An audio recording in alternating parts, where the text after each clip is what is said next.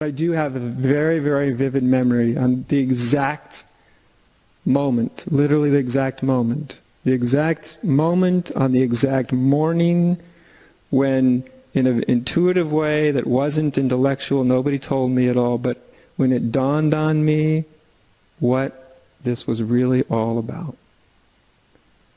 And the first thought I had was, oh my God. Because what I realized is, number one, I realized what this was really all about. And I realized it was too late. By the time I realized what it was about, there was no option of going back. It's kind of the way it works in a funny way. The moment you really actually realize what spirituality is about, it means you've gone too far to throw it in reverse. And that's a sobering moment. That's sort of a oh my God moment. Like, oh, I finally realized what this is. Doesn't mean you realize the ultimate reality or truth or any of that. But the moment you realize what this is all about, you simultaneously realize, and it's too damn late. It's not in my, I don't get to decide this anymore. Right? This is, once you realize what Spirit's all about, what its imperative is, you realize you can only really realize that in a very deep, visceral way once you are already in its domain. Once you're in its domain, that's it. You know your life isn't yours anymore. You know it's over. And for those of you who've had, some of you have had this experience, have you not? For those of you who've had this experience, it's a little, it's lovely and it's upsetting all at the same time. You know? You feel like the most, you feel filled with a certain gratitude for it, and you simultaneously feel filled with a certain fear. You know, I never knew what the fear of God meant until that morning. I always thought, why are people fearing God? I mean, God, you know, God the divine. And then I don't know what anybody means by this term that people throw it around all the time, and I go, what are they talking about? But at that moment, I realized what I meant by the fear of God. I realized, oh, this is when the imperative of Spirit announces to you that your life is its life. And you don't have a say in the matter. The only question is, how deep are the claw marks you're going to put in the ground as it's dragging you to where it's inevitably going to take you?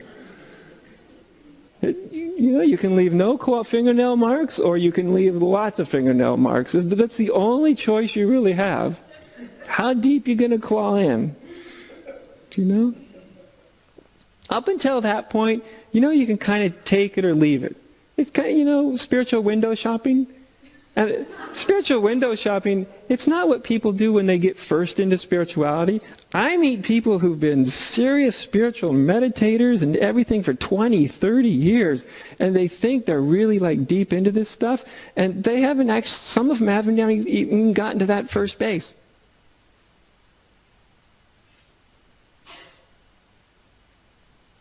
And I can tell when I talk to them.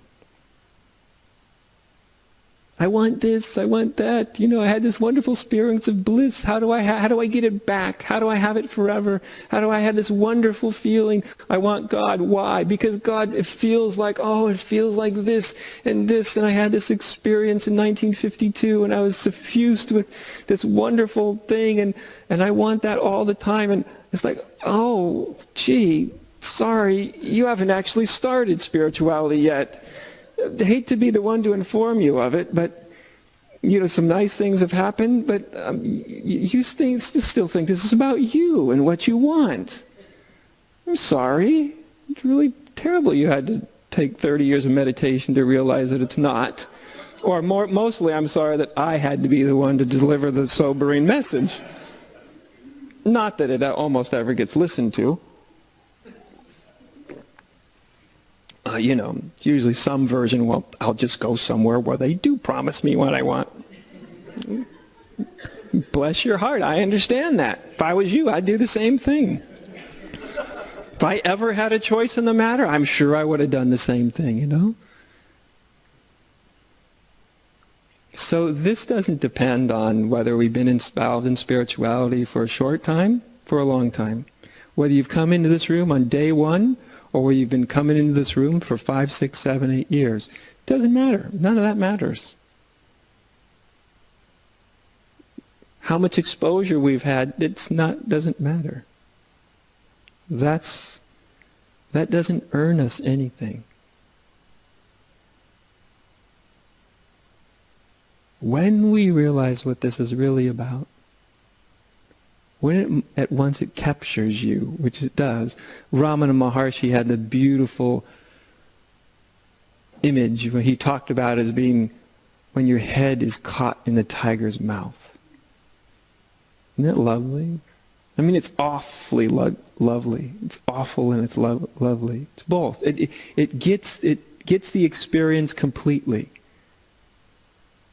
Everybody wants to be caught, consumed by God. But there's caught in the tiger's mouth. When you're in the tiger's mouth, you ain't getting out. Right? You're not getting out. If it's got to that point, it's too late. Tiger's got you. Game over. And that's kind of what he meant. When your head's caught in the tiger's mouth. And you know it. Those of you who have been caught, you know it. And those of you who haven't been caught, you'll know it when it happens. You don't decide this sort of thing. You don't sit there and go, well, given all the options, sounds reasonable that if one wants reality, they would just go this direction. You know? It doesn't work that way. You realize you're caught in the tiger's mouth. You may have been caught years ago and not even known it. Or you may have been just caught. But that's when everything becomes quite different.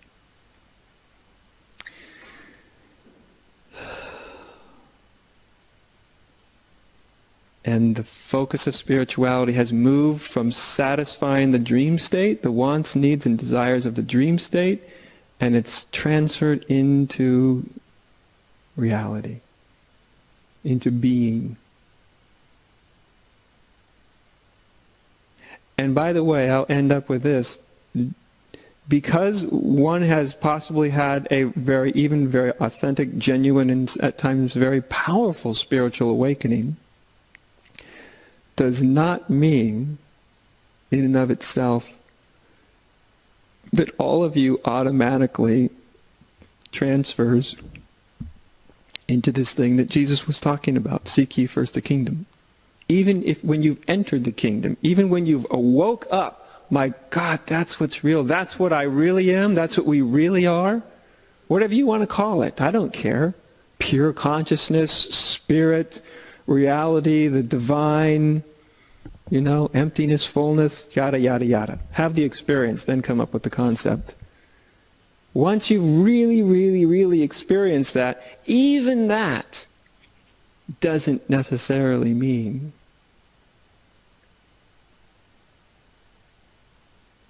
that you've really understood the spiritual imperative.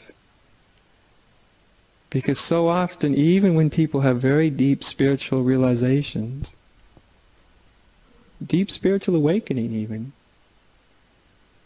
very often, in fact more often than not, much more often than not, still their ego thinks that it's for them.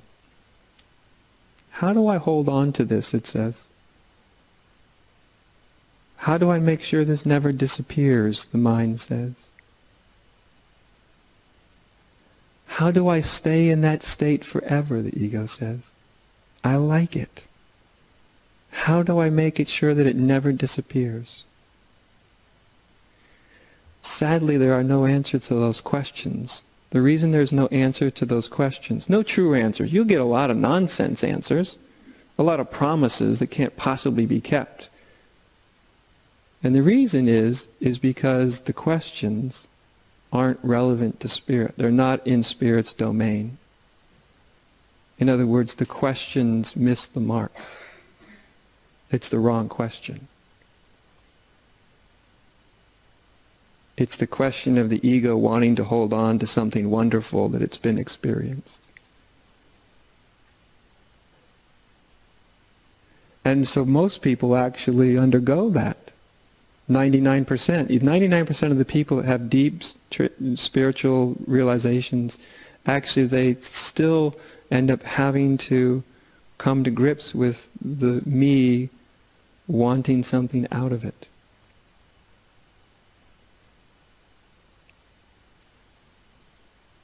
I meet or read a letter from someone almost every single month since I've been teaching that has a little spiritual experience, and the first thing they want to do is go out and become somebody.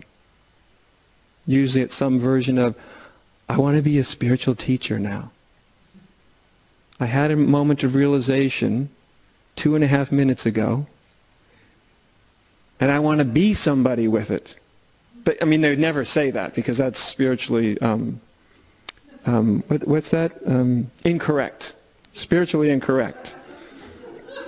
But it's all the time, right? I had this experience and now this is who I want to be with it. Right? All sorts of little things. But of course, the beingness of you, the spirit of you, could care less. The best spiritual teachers are almost always those who don't want to be.